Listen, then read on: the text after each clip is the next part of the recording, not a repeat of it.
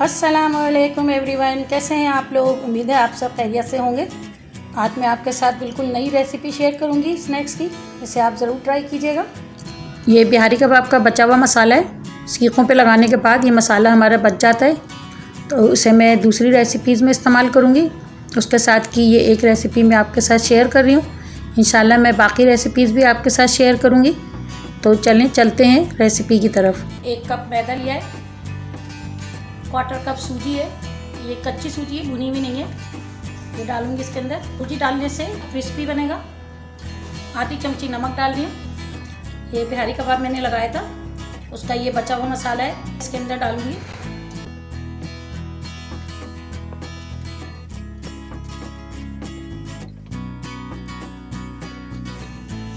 इसकी हमें soft dough बनानी है।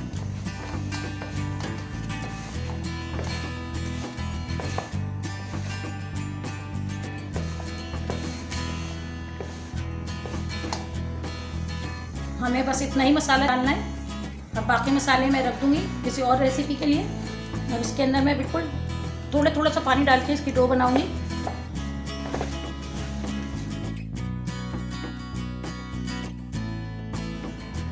इसे हमें ज़्यादा पानी नहीं डालना है, थोड़ा पानी डाल के इसकी डो बनानी है। स्मूथ डो बनानी है।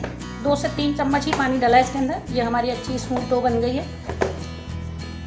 अब इसे ढक के 15 मिनट के लिए रेस्ट के लिए छोड़ दूँगी। 15 मिनट हो गए, तो मैं एक दफ़ा और अच्छी तरह से इसको डो को मिक्स कर लूँगी।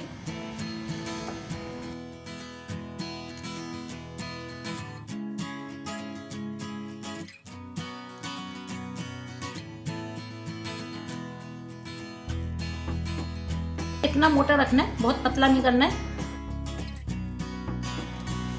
इसे हम चारों तरफ से पहले काट लेंगे।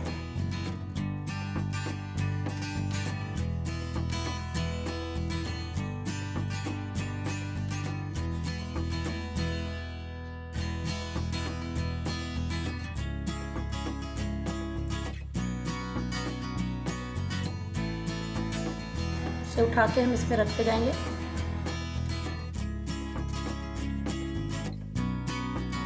इसका दोबारा से पेड़ा बनाऊंगी। इसे दोबारा से बेल लेंगे। इसे भी हमें थोड़ा मोटा रखना है।